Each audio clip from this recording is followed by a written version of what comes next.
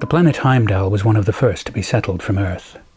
Nowadays it is something of a backwater, after its civilization collapsed in a global war. A temple that survived the war is now a museum, which houses a work of art known as the Apocalypse Mosaic.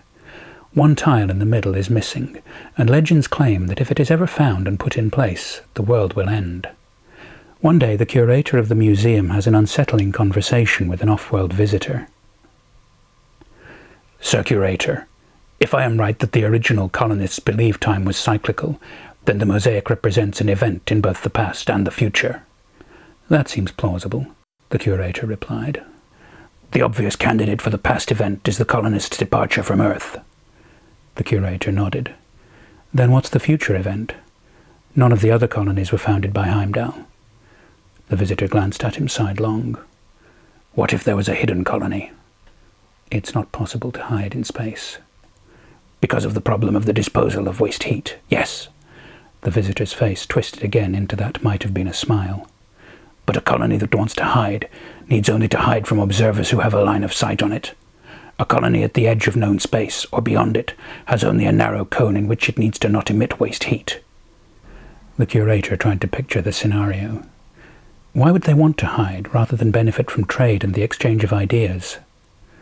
The visitor gave a big shrug.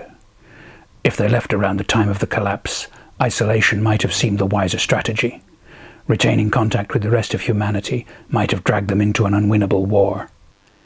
"There has never been a war between colonies," said the curator, unwilling to imagine the kinds of ships and weapons that would be needed to make it practical. "Not for want of trying, Sir Curator." A bell chimed from the curator's watch. "I'm afraid it's closing time." "Then I thank you for listening, Sir Curator, and bid you farewell." The visitor bowed and left. The curator made his rounds of the temple, starting with the most remote rooms and galleries, locking doors and gently shooing visitors towards the exit. At last he stood before the door that separated the nave from the vestibule. He pushed the master switch for the lights, and the nave grew dark. His hand hovered above the button that would close the door. From the darkness a voice said, "How would you react, Sir Curator, if I told you that everything he said is true?"